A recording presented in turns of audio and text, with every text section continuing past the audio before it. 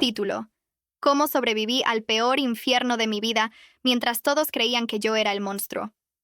Parte 1. Nunca imaginé que escribir esto me haría sentir tanto alivio, pero también miedo. Porque aunque ya pasaron años, aún siento los ojos clavados en mí. Aún escucho susurros que no existen. Aún tengo pesadillas donde todo vuelve a empezar. Yo era una niña callada, tímida y sensible. En la secundaria, lo único que quería era hacer amigos, tener un grupo con quien compartir el almuerzo, alguien que me entendiera. Pero desde el primer día, algo cambió. No sé si fue mi forma de hablar, cómo me vestía, o tal vez simplemente fui la más débil del rebaño. Lo cierto es que, sin darme cuenta, me convertí en el blanco perfecto. Al principio eran comentarios suaves, cosas como, qué rara, no se parece a nadie, siempre tan seria. Pero poco a poco se volvieron más crueles. Me llamaban por apodos horribles. Me señalaban en clase como si fuera invisible. Me dejaban afuera de todo. Y cuando intentaba defenderme, cuando me atrevía a decir algo, me acusaban de ser agresiva, de estar loca, de inventar cosas. Mis padres no entendían. Para ellos, yo siempre estaba molesta, triste, encerrada en mi cuarto. Pensaban que exageraba, que tenía que aprender a llevarme bien con todos. Recuerdo una vez que llegué a casa llorando porque me habían quitado las hojas del cuaderno y las rompieron frente a todos. Le conté a mi mamá y ella solo me dijo, no seas dramática, seguro fue una broma. Tú también debes actuar mejor con tus compañeros. Mi papá, en cambio, se frustraba. Decía que no podía seguir siendo tan débil, que tenía que aprender a enfrentar las cosas. Nunca me preguntaron qué pasaba de verdad, solo asumieron que yo era parte del problema. Y eso dolía más que cualquier golpe emocional que recibía en la escuela. Con el tiempo empecé a cambiar. Ya no sonreía, ni siquiera fingía. Dejé de participar en clase, evitaba mirar a nadie a los ojos, caminaba como si no quisiera ocupar espacio. Incluso comencé a faltar a la escuela con excusas cada vez más débiles. Mis calificaciones bajaron. Mis profesores me veían mal, igual que mis compañeros. Hasta los adultos parecían pensar que yo era una niña problemática, conflictiva, que buscaba atención. Una vez, una maestra me llamó aparte y me dijo, sé que has tenido problemas con algunos alumnos, pero tú tampoco ayudas. Si dejaras de ser tan fría y te integraras, quizás todo cambiaría. Como si fuera tan fácil. Como si no hubiera intentado 1000 veces ser amable. Como si no hubiera extendido la mano tantas veces, solo para que me la pisaran. Llegué a pensar que tal vez tenían razón. Tal vez sí había algo mal en mí. Quizás yo no encajaba, y nunca iba a encajar. Empecé a cuestionar mi propia realidad. ¿Realmente me estaban haciendo daño? ¿O yo lo estaba imaginando todo? En ese momento decidí dejar de luchar. Me resigné. Me hice invisible. Pero eso no detuvo el bullying. Al contrario, cuando ya no respondías, cuando ya no defendías tu dignidad, se volvían más osados. Un día, una chica que antes fingía ser mi amiga me arrancó el diario personal durante una clase. Lo leyó en voz alta. Era un diario lleno de sentimientos sinceros, de miedos, de sueños. Ella lo usó como arma. Todos se rieron. Yo me quedé paralizada. Ni siquiera pude llorar. Mi cuerpo se había acostumbrado al dolor, como si ya fuera normal. Cuando terminó la clase, fui al baño y vomité. Literalmente. El estrés, la humillación, la impotencia, todo se juntó en mi estómago y salió como si pudiera limpiarme así. Esa noche, le pedí a mi mamá que me cambiara de escuela. Fue la única vez que me escuchó de verdad. Pero no por compasión, sino por vergüenza. Dijo que no quería que siga afectando mi rendimiento académico.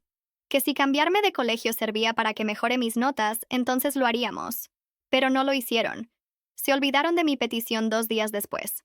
Supongo que pensaron que era otra de mis rarezas. Así pasaron meses. Años. Hasta que llegó un momento en el que ya no podía soportarlo más. Tenía ganas de desaparecer. No de morir. No quiero confundir esto. Pero sí de irme muy lejos. Donde nadie supiera quién era. Donde pudiera reiniciar. Un día, una nueva alumna entró a nuestro curso. Llegó a mitad de año. Era diferente. Más abierta. Más segura. Se sentó al lado mío en clase, y aunque no nos hablamos mucho al principio, noté que no me miraba con desprecio, solo curiosidad. Después de semanas, me animé a hablarle. Le conté un poco de mí, sin mencionar el bullying directamente, pero dejando entrever cómo me sentía. Ella me escuchó. Y luego, una tarde, me dijo, ¿sabes? No eres mala persona. Eres buena y te hacen daño por eso. Te ven diferente y quieren eliminarte. Fue la primera vez que alguien me defendió sin conocer toda la historia. Fue como si una luz se encendiera dentro de mí. A partir de ahí, empecé a reconstruirme, poco a poco. No fue rápido ni sencillo, pero aprendí a reconocer mis emociones, a no culparme por lo que otros hacían, a entender que no estaba sola, aunque me sintiera así. Pero aquí viene lo peor. Mis padres seguían sin saber la verdad, incluso cuando esa nueva amiga comenzó a defenderme en público, a confrontar a quienes me insultaban. Ellos lo veían como una influencia negativa. Decían que yo antes estaba tranquila y ahora estaba más conflictiva que nunca. La ironía es que, por fin, había encontrado una voz. Pero no sabían que era mi propia voz. Por fin, alguien me había ayudado a encontrarla. Lo peor es que, aunque ya no estaba sola, seguía cargando con el peso de haber sido silenciada por tanto tiempo. Y no podía culpar a nadie. Porque no les había contado la verdad completa. Porque me dio miedo que me culparan otra vez. ¿Qué pasa cuando nadie cree en ti? Cuando incluso aquellos que deberían protegerte piensan que eres parte del problema, te sientes íntegra. Vuelves invisible. Te conviertes en un eco de ti misma. Y esperas, rogando que algún día alguien te vea de verdad. Pero ese día no llegó en la escuela. Ni en mi casa. Ni siquiera en el instituto al que fui después. Solo llegó muchos años después. Cuando decidí contarlo todo. Cuando me senté frente a un terapeuta y solté todo lo que llevaba guardado. Ahora estoy mejor. No digo que sea feliz todos los días, pero soy más fuerte. Y aunque llevo cicatrices invisibles, también llevo la prueba de que sobreviví. Pero esta historia no termina aquí, porque todavía hay una pregunta que no tiene respuesta. ¿Qué hubiera pasado si alguien hubiera creído en mí antes? Continúa en parte segunda. Título: ¿Cómo sobreviví al peor infierno de mi vida mientras todos creían que yo era el monstruo? Parte 2. La nueva alumna se llamaba Clara. Era ruidosa, desordenada, con una risa que llenaba toda la clase. Era de esas personas que entran en un lugar y todo cambia, aunque no hagan nada especial. Al principio me daba miedo acercarme a ella, no porque fuera mala o intimidante, sino porque ya había aprendido a esperar lo peor. Pensaba que cualquier persona amable conmigo tarde, o temprano se cansaría, o descubriría que no valía la pena ayudarme. Pero Clara no se fue. Ni siquiera cuando los demás comenzaron a hablar mal de ella por estar cerca de mí. Un día, después de clase, estábamos caminando juntas hacia la parada del colectivo cuando dos chicas nos alcanzaron y empezaron a hacer bromas sobre cómo había que tener cuidado conmigo porque yo era la que hacía bullying. Clara se dio vuelta y les dijo, ¿y ustedes cómo saben eso? ¿Las vieron agredirlas? ¿O solo repiten lo que escuchan? Ellas se rieron como si fuera una broma, pero se fueron rápido. Yo me quedé callada, mirando el suelo. No podía creer que alguien hubiera dicho algo así por mí. Clara me tomó del brazo y me dijo, escúchame bien. Si no empiezas a defenderte, ellos van a seguir creyendo que puedes con todo, pero no es verdad. Nadie puede con todo. Fue la primera vez que alguien me dijo lo que necesitaba oír, no lo que quería oír. Y fue ahí cuando empecé a entender que no estaba loca, que no era yo la que tenía el problema. Con Clara a mi lado, las cosas no mejoraron, de inmediato. De hecho, empeoraron un poco. Porque ahora no solo yo era el blanco, también ella. Decían que éramos una pareja extraña, que yo la manipulaba, que la usaba para parecer buena persona. Incluso hubo profesores que nos separaron en clase, como si estuviéramos conspirando contra el resto. Pero Clara no se dejó intimidar. Ella seguía hablando conmigo, sentándose a mi lado, defendiéndome incluso cuando no le pedía que lo hiciera. Y con el tiempo, algunas personas empezaron a preguntarse si quizás no todo lo que decían de mí era cierto. Un día, durante un recreo, uno de los chicos más populares del colegio se acercó a nosotras y dijo, «Oigan, sé que mucha gente dice cosas malas de ustedes. Yo no las conozco bien, pero tampoco tengo motivos para creerles a los demás sin preguntar primero». Fue una frase sencilla. Pero para mí, fue como si el mundo se hubiera detenido. Había alguien, por fin, que no asumía que yo era mala. Alguien que no me juzgaba sin conocerme. A partir de ese momento, algo cambió. No de golpe, ni de forma milagrosa, pero sí empezó a haber espacio para que otros vieran que tal vez, solo tal vez, yo no era la villana que todos pensaban. Sin embargo, mis padres seguían sin verlo. Para ellos, yo seguía siendo la misma chica problemática que se quejaba demasiado, que no se integraba, que no se comportaba como los demás. Una noche, después de una discusión fuerte, mi papá me dijo: «Tienes que dejar de culpar a los demás por tus problemas. Tú eres la que tiene que cambiar». Le respondí con voz temblorosa. «No estoy culpando a nadie. Solo quiero que alguien me crea». Él no supo qué decir. Mi mamá salió de la habitación. Esa noche lloré hasta quedarme dormida. Pero al día siguiente, Clara me abrazó antes de entrar a clase y me dijo: «Algún día te van a escuchar. Mientras tanto, yo te creo». Eso tiene que ser suficiente. Y por primera vez, lo fue. Pero el verdadero cambio llegó meses después. Durante una charla obligatoria sobre violencia escolar, un profesor nos pidió que escribiéramos anónimamente nuestras experiencias. Yo no quería participar. Ya no creía en esas cosas, pero Clara me animó. Me dijo: «Si no lo haces tú, nadie va a saber lo que pasó. Y si nadie sabe, nunca va a cambiar». Entonces escribí todo. Desde el primer día en que me hicieron sentir invisible, hasta las veces que me quitaron el cuaderno, que me arrancaron, páginas, que me humillaron frente a todos. Incluí nombres, situaciones, incluso las palabras exactas que dijeron. No exageré, solo conté la verdad. Cuando el profesor leyó los testimonios seleccionados, porque no todos se compartieron, el mío fue uno de los que eligió. Lo leyó en voz alta, manteniendo mi identidad en secreto, pero describiendo claramente lo que había vivido. Y entonces, por primera vez, vi caras de sorpresa, de vergüenza, de arrepentimiento. Un par de compañeros que antes se reían de mí me miraron de otra manera. Algunos incluso se disculparon después, en voz baja, sin que nadie más escuchara, pero lo hicieron. Mis padres se enteraron por la directora. Les pidieron que vinieran a una reunión. Cuando entraron, no me atreví a mirarlos. Pensé que me iban a gritar otra vez, que dirían que inventaba cosas. Otra vez. Pero no lo hicieron. Mi mamá se sentó junto a mí y me tomó de la mano. Mi papá se quedó de pie, en silencio. Luego, después de escuchar el informe completo, mi mamá me abrazó y me dijo: «Perdóname, no sabía que era tan grave». Fue la primera vez que me sintieron de verdad. Fue la primera vez que me creyeron. Pero también fue doloroso, porque no debería haber sido necesario llegar a ese punto. No debería haber tenido que escribir mi dolor en un papel para que me vieran. No debería haber tenido que esperar tanto tiempo para que alguien me escuche, pero al menos llegó. Aunque no haya sido perfecto, aunque haya llegado tarde, llegó. Y eso marcó el comienzo de algo nuevo. No de un final feliz, no de una cura instantánea, sino de un camino diferente, uno donde, por primera vez, no caminaba sola. Continúa en parte 3.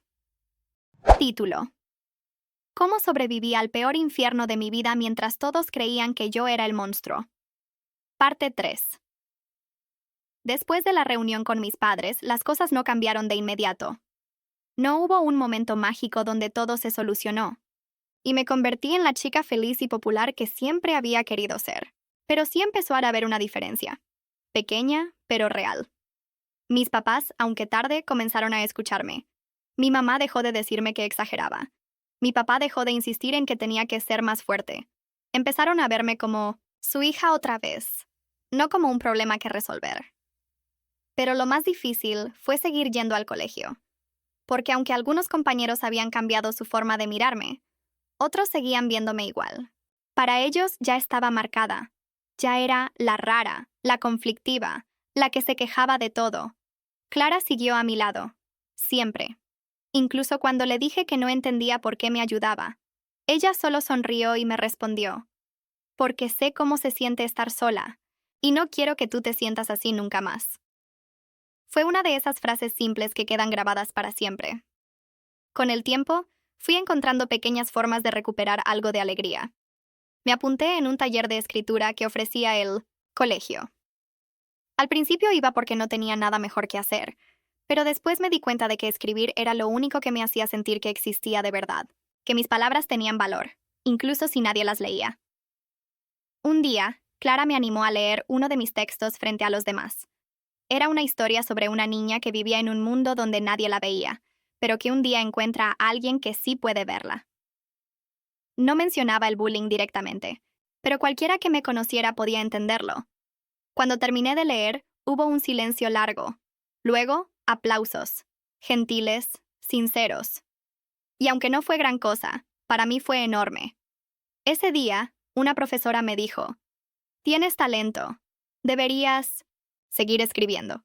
Y aunque no era lo único que necesitaba escuchar, fue un paso más hacia adelante. Pero no todo era tan claro.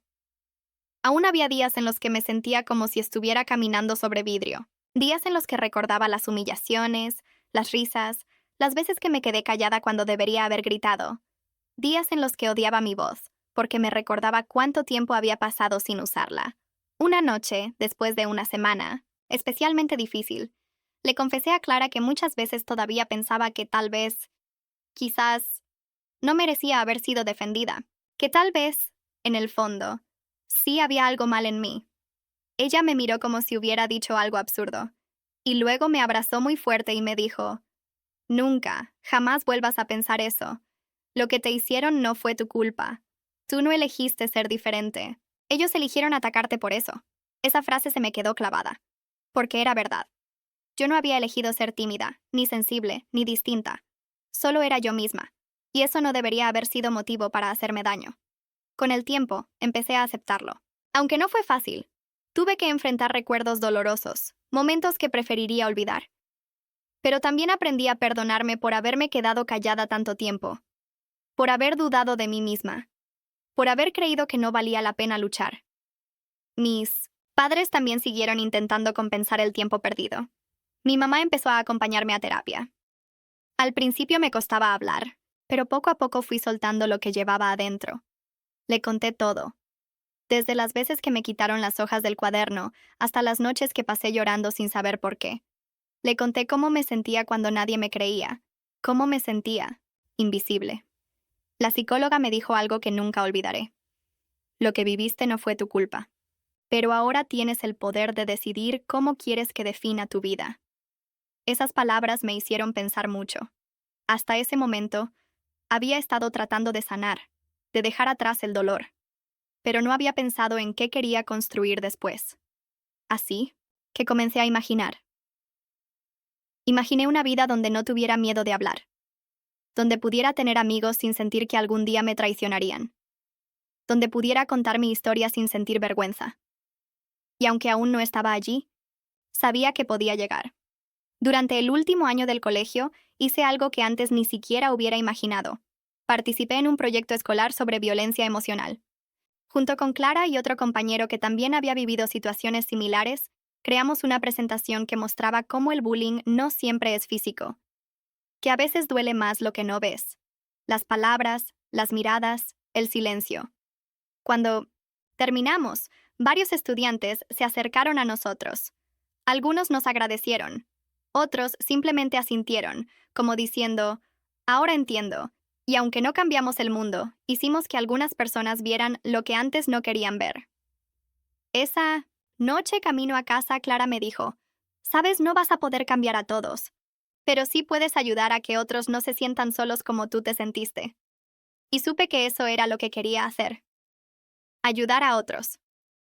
Contar mi historia. Mostrar que no hay que avergonzarse de haber sufrido. Porque sobrevivir no es solo resistir. Es reconstruirte. Es volver a creer en ti mismo. Es aprender que tu voz tiene derecho a ser escuchada. Continúa en parte cuartos. Título: ¿Cómo sobreviví al peor infierno de mi vida mientras todos creían que yo era el monstruo? Parte 4. Fue en cuarto año del colegio cuando todo cambió, pero no como esperaba. Había empezado a sentirme un poco más segura. Clara seguía a mi lado. Mis padres por fin me escuchaban, y aunque no tenía muchos amigos, al menos ya no estaba completamente sola. Había días buenos, días donde podía caminar por los pasillos sin sentir náuseas, Días donde podía sentarme en clase sin pensar que alguien me iba a atacar con una mirada o una palabra cruel. Pero entonces llegó algo que no vi venir. Una tormenta dentro de otra tormenta. Un nuevo profesor entró al colegio. Se llamaba Sebastián y daba literatura. Era joven, simpático, con una forma de hablar que hacía que las clases se sintieran diferentes. No era estricto ni frío como otros. Más bien, parecía interesado en lo que pensábamos. Y eso me asustaba, un poco. Porque hasta ese momento, había aprendido a mantenerme invisible, a no destacar, a no llamar la atención. Porque cada vez que alguien se fijaba en mí, terminaba siendo herida de alguna forma. Pero Sebastián notó mi forma de escribir. Una vez, después de entregar una tarea, me dijo: «Tu estilo es muy personal, tienes una voz única. ¿Alguna vez pensaste en escribir algo más largo?» No supe qué responder. Me quedé callada, como siempre. Pero él insistió. Durante semanas me dio pequeñas tareas extras, textos para analizar, ejercicios de creatividad, y poco a poco comencé a disfrutarlo. Aunque también me daba miedo, un día me propuso participar en un concurso literario intercolegial. Era algo importante, con premios, reconocimiento. Le dije que no podía, que no era buena, que nadie leería algo escrito por mí. Pero él me animó. Me dijo: «No se trata de ganar. Se trata de que te veas a ti misma desde otro lugar». Entonces acepté. Con mucho miedo, pero acepté. Escribí una historia. Sobre una chica que vive en un mundo donde nadie le cree. Donde sus palabras son ignoradas, sus emociones minimizadas. No mencionaba directamente el bullying, pero todo el relato hablaba de eso. De cómo duele cuando nadie te defiende. De cómo se siente cuando tu verdad es ignorada. Lo presenté al concurso. No esperaba nada. Ni siquiera quería saber los resultados. Pero una mañana, Sebastián llegó a clase con una sonrisa y anunció: «Tenemos una semifinalista». Miré hacia otro lado. No quería ser yo, pero luego dijo mi nombre. Todo el salón se quedó en silencio. Algunos me miraron sorprendidos, otros con indiferencia. Pero, ¿fue la primera vez que alguien en esa sala reconoció algo bueno en mí? Clara me abrazó fuerte. Yo no podía dejar de temblar. Llegué a la final. Mi texto fue elegido entre cientos. No gané, pero obtuve una mención especial. Y en la entrega de 1970 premios, tuve que subir al escenario y leer una parte de mi historia. Cuando terminé, hubo aplausos. Gentiles, sinceros, y aunque no eran miles, fueron suficientes. Pero lo más inesperado vino después. Un chico del colegio, uno de los que antes se burlaba de mí, se acercó y me dijo: «Oye, ¿tu texto?» Me hizo pensar en muchas cosas. Lamento haber sido parte de lo que te hicieron. No sé qué me impactó más: que me hablara, que me pidiera disculpas, o que por primera vez alguien reconoció que sí me habían hecho daño. Esa noche, por primera vez en años, lloré de otra forma. No de dolor, no de impotencia, sino de alivio. Como si algo dentro de mí hubiera sanado un poco. Mis padres estuvieron orgullosos. Mi mamá me dijo: «Nunca imaginé que llegarías tan lejos». Mi papá solo me abrazó. Y ese abrazo valió más que 1000 palabras. Pero entonces, algo que nunca imaginé comenzó a pasar. La gente empezó a verme diferente. Profesores me prestaban atención. Algunos compañeros me saludaban. Incluso me invitaron a participar en un taller de escritura fuera del colegio. Y aunque no todo era perfecto, empecé a sentirme real, como si por fin, después de tanto tiempo, pudiera ocupar espacio. Pero entonces, llegó la revelación que cambiaría todo. Un día, Sebastián me pidió que me quedara después de clase. Pensé que quería hablarme sobre otro concurso, o tal vez corregir algo que había escrito. Pero cuando todos se fueron, me dijo: «Quería contarte algo que no sabías». Me senté, nerviosa. Él respiró hondo y continuó: «Antes de venir a este colegio, trabajé en otro. Y allí, hace algunos años, conocí a una alumna que vivía exactamente lo mismo que tú». Mi corazón se detuvo.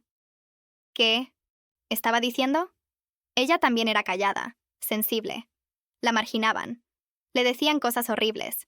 Y cuando intentaba defenderse, todos la culpaban a ella. Pensé que eso era una casualidad, hasta que me enteré de quién era su maestra favorita. No, Podía creerlo, él siguió hablando. Esa alumna era Clara. Me quedé sin aire. Clara.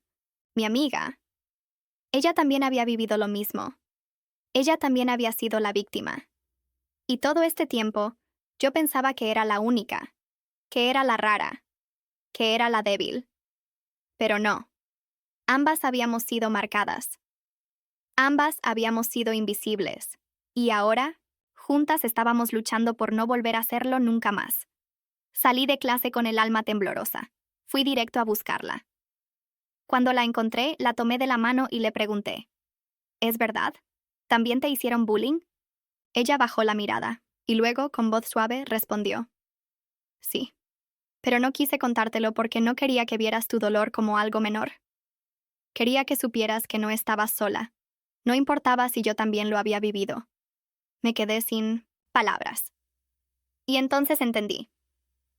Entendí por qué siempre me defendió. Por qué nunca se cansó de estar a mi lado. Por qué luchó por mí incluso cuando nadie más lo hacía. Porque ella sabía exactamente cómo me sentía. Esa noche, nos sentamos bajo un árbol cerca del colegio. El cielo estaba lleno de estrellas. Y mientras el viento nos rozaba la cara, le dije: Gracias, por creer en mí, por no dejarme caer, por mostrarme que no soy débil. Ella sonrió y me dijo: Nunca lo fuiste, y por primera vez lo creí. Continúa en parte quinto.